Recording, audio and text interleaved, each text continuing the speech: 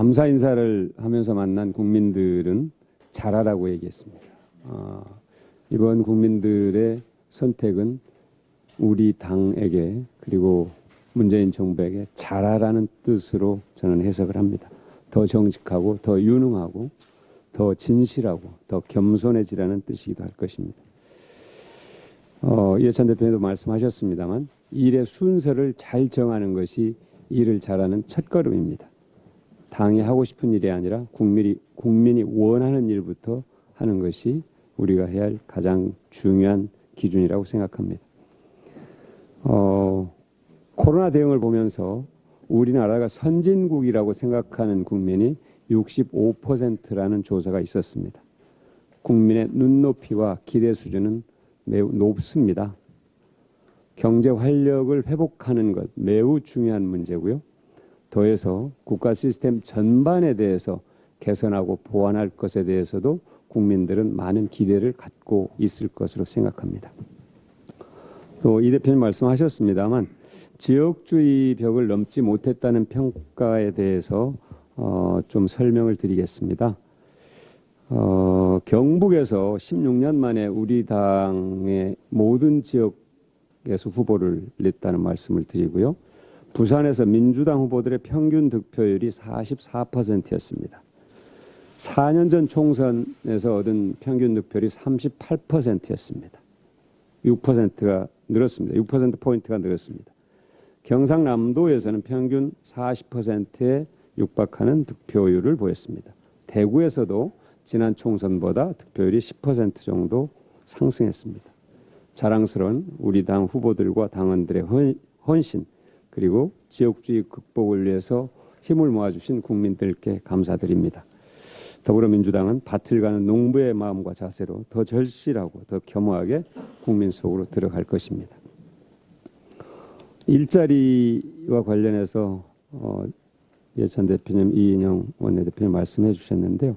한 6가지 정도 말씀을 드리고자 합니다. IMF 외환 위기 때처럼 우리 사회의 약자의 희생으로 귀결되지 않도록 더불어민주당과 문재인 정부가 최선을 다하라는 것이 국민의 요구입니다.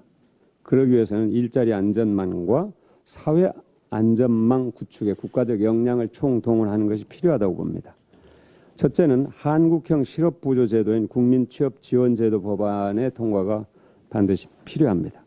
청년과 신중년, 프리랜서, 시간제 노동자, 폐업하게 된 자영업자, 특수고용직 등 고용보험 사각지대에 놓여 있는 모든 취약계층에게 구직수당을 지원하면서 새로운 일자리를 빠르게 찾아낼 수 있도록 연결하는 안전망이 작동돼야 합니다. 둘째는 보험설계사와 학습지 교사와 같은 특수 형태 노동자에 대한 고용보험 보장성 강화 법안도 서둘러야 합니다. 셋째는 기업들이 고용을 유지할 수 있도록 인건비에 대해서 파격적 세제 혜택과 직접적 재정 지원책을 마련하는 것이 필요합니다. 영세 중소기업의 경우 앞으로 고용보험에 가입하도록 조건을 달아서 시행한다면 중장기적으로도 아주 유효한 효과를 낼 수 있을 것으로 기대됩니다.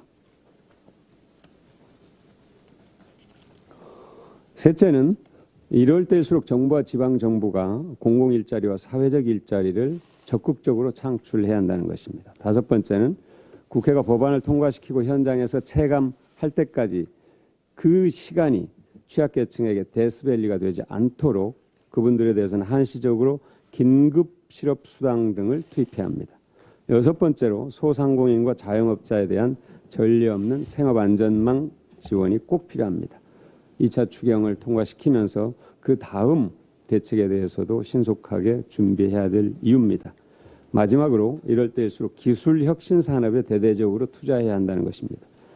우리나라는 IMF 외환 위기를 거치면서 최고의 IT 강국으로 도약했습니다. 마찬가지로 이번 코로나 사태를 계기로 바이오 헬스 산업을 비롯한 4차 산업의 대도약을 준비해야 합니다. IoT 산업, 시스템 반도체, 신에너지, 빅데이터 산업 등 기술혁신 산업에 대대적으로 투자해서 새로운 일자리를 여기에서 만들어야 합니다. 관련 규제도 신속하게 풀어나가야 할 것입니다. 이상입니다.